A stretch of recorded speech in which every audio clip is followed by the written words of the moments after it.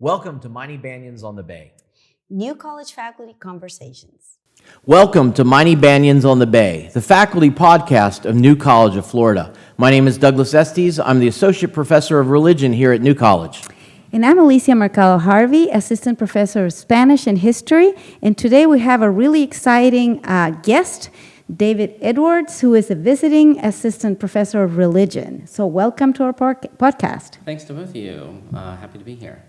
Great. So one of your main areas is Josephus. Tell us a little bit about Josephus. Why is he important? What do you find interesting about him? Yeah, Josephus, I think, is really interesting, if nothing else, for his life story. The man lived an extraordinary life and passed through extraordinary experiences. His full name is Flavius Josephus, or Titus Flavius Josephus. He was born somewhere around the year 36 to 37 of the Common Era, our side of year zero. So maybe a few years after the death of Jesus of Nazareth, and around the same time that the Apostle Paul was joining early Christianity. And so Josephus, he was born Joseph, son of Mattathias. Josephus is his Romanized name. He was born into a priestly family, a Jewish priestly family in Jerusalem, so kind of in the one percenters as we'd think of it today. And we don't really know much about him for most of his life, but by about the year 62, he was sent on a mission to Rome to help free some priests that had been in prison there, and that seems to have been a pretty important experience for him because he will end up spending most of the rest of his life in Rome. When he comes back from this mission, successful, and he finds his home city on the cusp of war and revolt, at least the city of Jerusalem, if not necessarily all the Jewish people in the region of Judea, but the city was on the verge of revolt. And he tells several different versions of what happened and his involvement. He's not entirely consistent, but he ends up leading some of the area of the Galilee, so the northern area above to the north of Judea, leading the rebel coalition there. And it doesn't last real long. This is around the year 66, 67 CE. It doesn't last real long as kind of we would expect. The Romans, didn't have any trouble dealing with kind of out-of-the-way rebellion. And he surrendered at a city called Jotapata, and he's hiding out after this siege in a cave, in a pit in the ground, and he tells it that he had a kind of divine revelation, that he, remembered some dreams he'd had, connected them to the Jewish scriptures, and suddenly he kind of was crystal clear that God, the Jewish God, was on the side of the Romans, not the Jewish rebels, and that he needed to defect and announce this message, sort of like the biblical prophet Jeremiah had told his people to surrender before the invading Babylonians. So not a popular position, and as you might imagine, not a popular guy among some circles. He defected. He, in fact, predicted that the Roman general, Vespasian, would become emperor.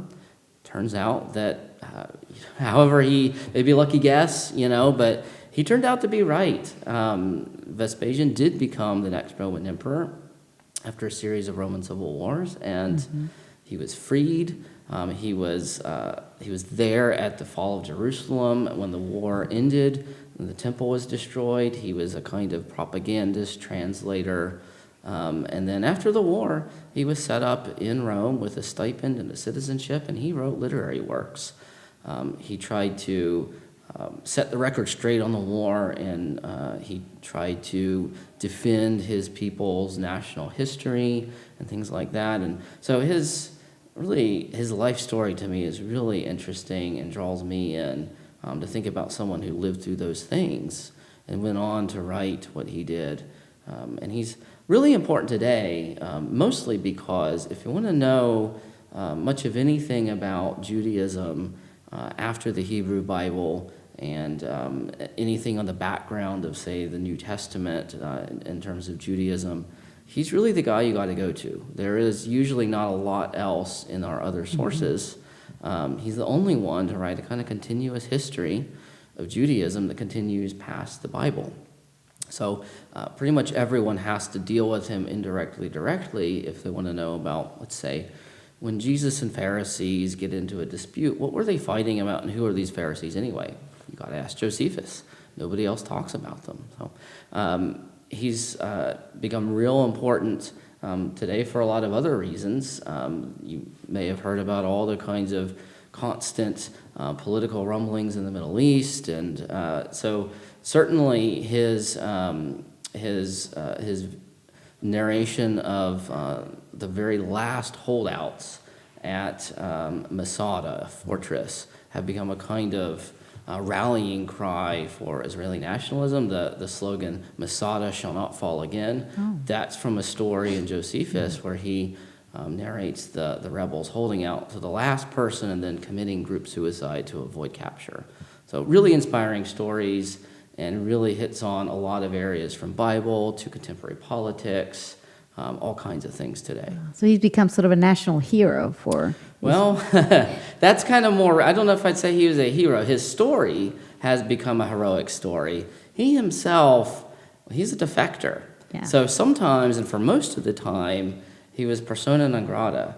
You know, he was put on mock trial a lot of times. He, along with Herod the Great, who was a king, and Jeremiah, who, as I mentioned, was a biblical prophet, but also a defector, basically. Right. And then Josephus, and put in these mock trials of sort of these exercises, sort of nationalistic exercises, but also probably rhetorical exercises in education. And he didn't usually get off, or if he did, it was only barely. Right? Jeremiah might have done the same thing as Josephus, but he didn't benefit from it, is what most folks concluded, whereas Josephus, you know, he ended up with a nice life in Rome after the war. So for most of history, Jews have not been comfortable with Josephus. He wrote in Greek, not Hebrew. He defected. You know, it wasn't until quite a bit more recently that he was read in Jewish circles. But yeah, certainly his stories, his narratives, yeah, for those, people have made all use of them, Jews, Christians, and everybody else. Great. So you have your most recently published book here. It's a revision of your dissertation. Yeah, it Can you is. introduce us to some of the arguments in the book? Yeah, so there are a couple of stories that Josephus tells that I was interested in. Stories that aren't in, so his longest work is called The Antiquities of the Jews. It's 20 books long. About half of it is kind of a paraphrase of the Hebrew Bible. But there are some stories in the second part that isn't parallel to the Bible that seemed oddly reminiscent of biblical stories, seemed to echo stories that are really famous, like Joseph, who is famously sold by his brothers into slavery in Egypt, and this sort of generates the Exodus story in the Bible. This is in Genesis 37 to 50. The story of Queen Esther, who heroically saves her people from destruction in the book of Esther. So there's stories like this that seem to be echoed by Josephus in totally non-scriptural accounts. And what I found really interesting was that these figures that he tells these stories about, they don't quite live up to their scriptural archetypes. It seems very clear that he's modeling them on these scriptural figures, but they fall some ways short. And I was interested in trying to understand why he chose to tell the stories this way, and what a readership in the city of Rome in the first century might make of these kinds of stories. Because we know that the people reading his this work, the Antiquities, they weren't Jewish. They were definitely not Jewish, and well, it's quite a long bit of literature to follow along with if you're not Jewish. And what exactly did they make of this stuff? I found really interesting, you know, when you talk about the fact that some of his point of view, his narrative view, is something that had not been focused by previous scholars. So how did you get into that in particular? Yeah, so a lot of the scholarship, a lot of the research on Josephus and his narratives has either been trying to find out what sources he used so that we can figure out more information about Jewish history and ancient Judaism, and really no concern for Josephus himself and what he was doing, or it has been concerned with his stories as literature, but not always, I think, with enough attention to the fact that he did use sources and he did kind of make changes and he did have to deal with the information that was available or not available to him.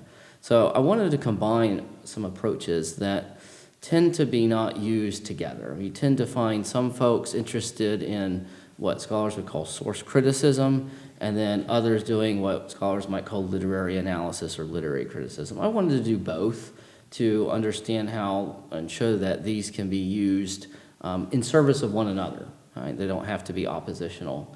And so in these particular stories, they had either largely been overlooked to begin with. They're not maybe the most important stories in his works because they don't often tell us as much as we might want to know about, ancient Judaism or something. But they are still important, and they can still give us some insight into how people were reading his works, how they might have been received, and how he, as a Jewish individual in the diaspora, so someone not raised outside of the homeland, someone raised in the homeland, but finding themselves in the later part of their life permanently residing in a non-Jewish culture, how that individual might go about, explaining or telling their stories, their customs, their history, their ancestors to outsiders. And I think that's really what I was trying to do in this book. Okay, good. We share a common field, one aspect of which is ancient historiography centered around the Mediterranean. Tell us a little bit about the differences between ancient historiography and history writing today. Like for the student, who comes in and says, I want to study history, but wait a minute, ancient historiography is a bit different. Yeah, modern history writing, we have so much information. There's almost too much information. Actually, I think the problem for students of modern history is a surplus of information. How do you possibly use it all? And you cannot, right? And that's why there's such specialized ways, I think, of approaching modern history. But we have digital resources. We have just so much. And in particular, there's probably a tendency today to not use literature as a kind of historical source. There's been more of a trend towards, sources of information that are related to like regular people in regular life, and to acknowledge that, the kind of, literature writing doesn't necessarily reflect the experiences or daily lives of people and sort of on the ground. For the ancient world, we don't have all that information. We have sometimes almost none of it, but it's always very incomplete. There's never a surplus. We're sort of handed a bunch of pieces to maybe 5 different puzzles, and like half the pieces are missing, and so we're trying to put them together in a way, and essentially the methods and the conversations evolve around how do we put these pieces together, what kind of picture do they make, and arguing about that, mainly what kind of picture do they make. And one of the things I emphasize to students is that in the humanities in general, and especially the study of antiquity, it's usually not possible to prove things. We're not really in a discipline that can do kind of proving things. Instead, we talk about plausibilities. We can disprove things. We can maybe show that a particular, if I think this puzzle is going to be this picture of a field with flowers in it, well, if there's a cell phone in it or something, and there's a puzzle piece right here, it just doesn't fit, then I can maybe disprove that hypothesis. And that makes it not just speculation. Right. It's what makes it sort of empirical, but nevertheless, I can't really prove my hypothesis of what this picture is supposed to look like. I can only, marshal the evidence, present it, show this plausibility, but that's the unfortunate and frustrating situation we're in. most of the time. Yeah. You know, it's interesting because when we sit down and read modern history, we have certain expectations about here's the author is going to tell us dates and times and places and all these factors. But when you look at ancient history or ancient historiography, you don't have any of those things, any of those guide markers a lot of times. Right. And that can seem unusual or hard to get into, but there's also a beauty of the writing of the ancient world, I think. What do you think? Yeah, and one of the things that will strike any reader of Josephus and a lot of ancient history is that he's very upfront about the purpose of it. You know, you talk about dates and events and figures, and we definitely think of history writing as being about the communication of those things to an audience. And Josephus is interested in those things, but he's very clear. The main point of history is didactic, instructional, moralistic, that you're supposed to learn something. And he's very clear that what you're supposed to learn is that the Jewish God is directing history providentially and that he rewards the righteous and punishes the wicked. And so he is really telling history around that theme or that hinge. And so there's a lot that we would say he twists or he distorts, but he gives us what he considers to be the meaning of history. And after all, we all tell history because we think it has a meaning. We think it has there's a reason why, it should be communicated. We might privilege the figures and the events and the dates, but nevertheless, why do we think people need to learn those? So we all have reasons for talking about the past and how we shape the material to tell a story. But his ways and in general ancient writers' ways of doing it, they're not ours. They're not our methods. They're not our modes. They're not our purpose. Right. So one of the things that I found really interesting is that you talk about Josephus taking on the tradition of other writers, right, in the Roman Greek tradition of criticizing the Romans in the society, the culture. So I was wondering, you suggest it's more of a veiled criticism. It's not really front. But I was wondering what came to mind is Tacitus, with Germania, the criticism that's not so direct. So I was wondering, they're kind of contemporaries. Yeah. So in Josephus's day, the Roman Empire was governed in what we would consider probably just be a monarchy, called the Principate. There were emperors, but folks were pretty good at convincing themselves that they didn't really serve a king. They didn't want to believe that. And the emperor was happy to go along with that. And they all sort of talked about it being a republican form of government and that kind of thing. But you had to be real careful how you talked, what you wrote. Censorship was definitely a real thing. And some of it, we're not sure just how much and who and all, but certainly you had to be careful. And so he doesn't usually outright criticize, Roman institutions, and certainly he's quite cautious in terms of emperors, but he's actually surprisingly bold on some instances. He more bold than we might expect. For context, the time in which he was writing, at least the Antiquities, his longest work, was primarily under the Emperor Domitian, who was closely associated with a punitive post-war tax. So after the Jewish War, there was a tax placed upon Jews all around the Roman Empire. Previously, it had been a kind of voluntary subsidy for the temple that Jews, generally speaking, seem to have gladly contributed. But after the war, no temple became a punitive tax, a kind of scarlet letter, a stigma. And Domitian was evidently pretty stringent and pretty severe in collecting this tax. We have, really quite disturbing records of how the ends to which he went. So you can imagine Josephus, a Jewish author, right in the heart of Rome, and it's not hard to kind of see places where he is veiled, but it's not hard to read between the lines. And sometimes he writes right on the lines. And certainly he's critical of some aspects of Roman government and Roman culture, yeah.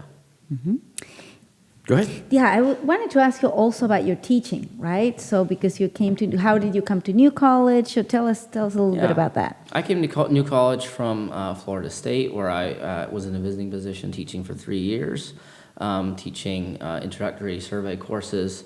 And I came here, and I still teach some of those courses, and I've been able to adapt them in some really exciting ways for smaller class sizes here, for the kind of more innovative teaching methods we can use.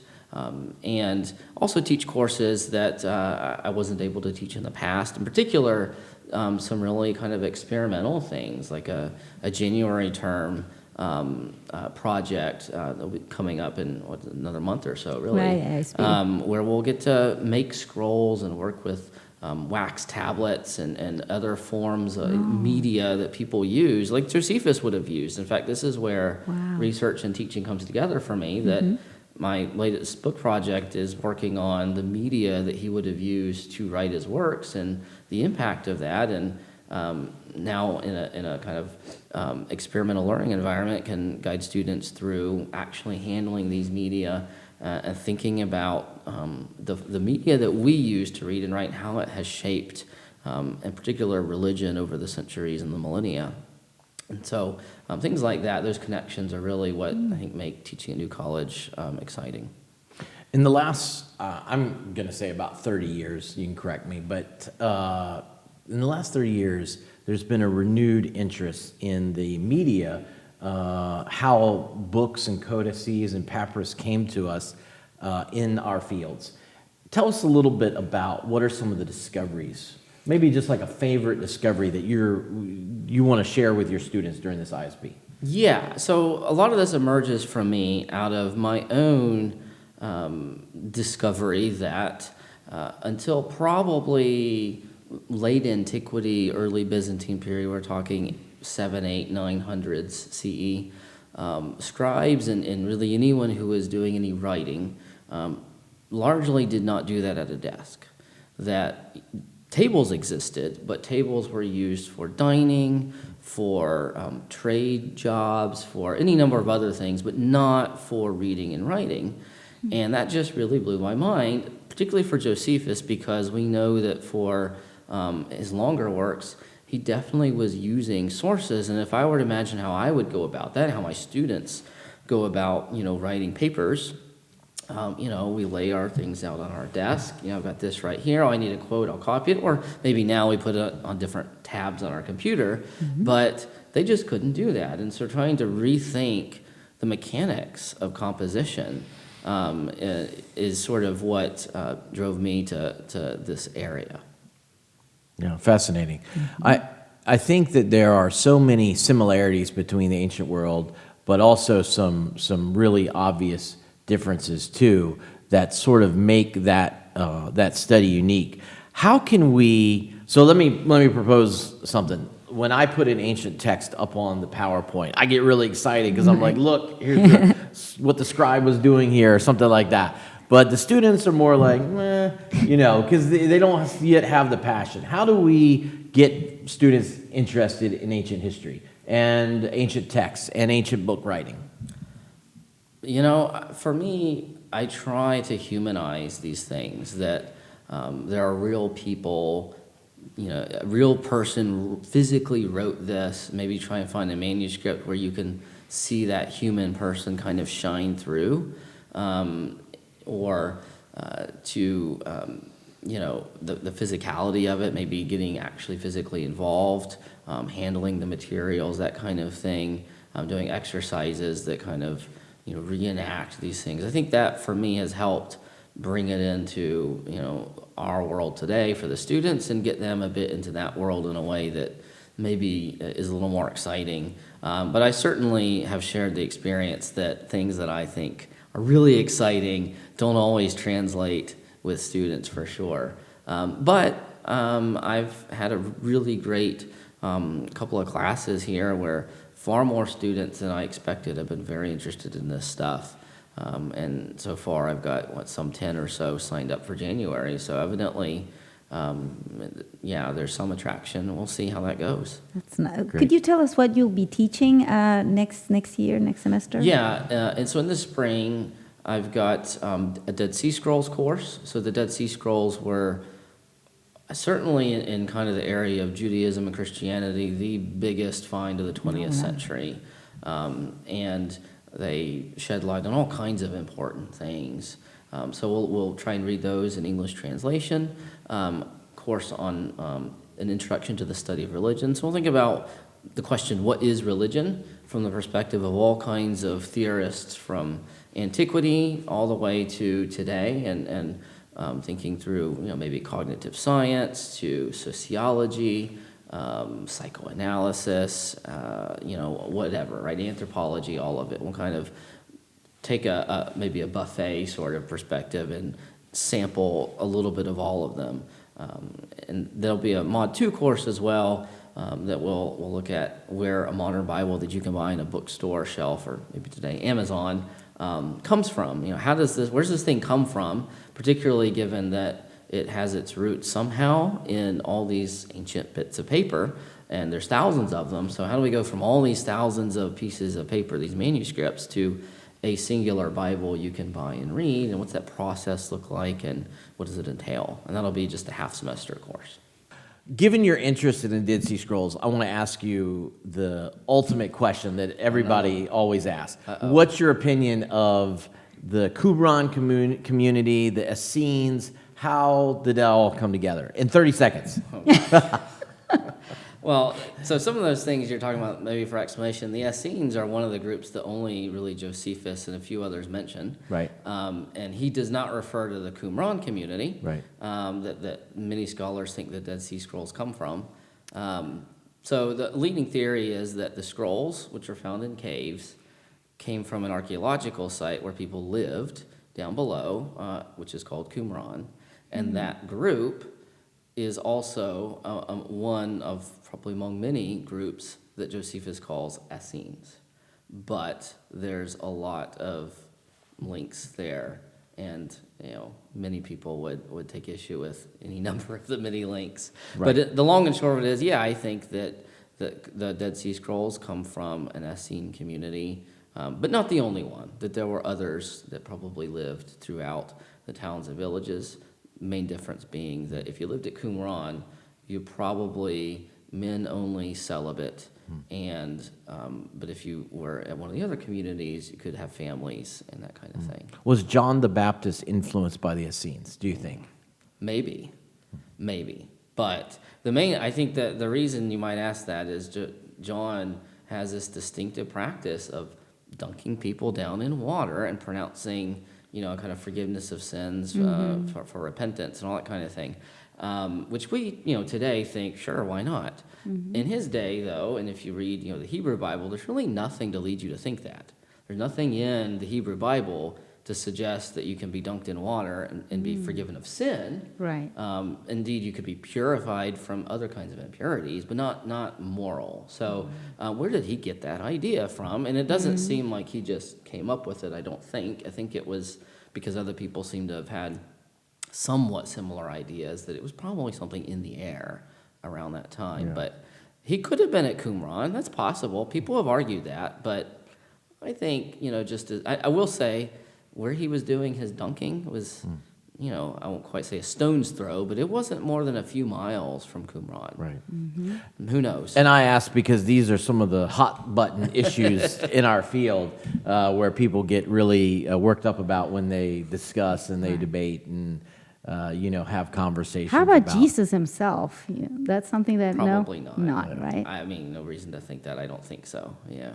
Yeah. There are But people that who is have tried good, to yeah, argue sure. that Right. Jesus was an Yes. Essene or related to the Essene community. But Exactly. yeah, I We don't think have any that evidence, right, of that? there's no evidence, and it also there would be problems, I think, aligning.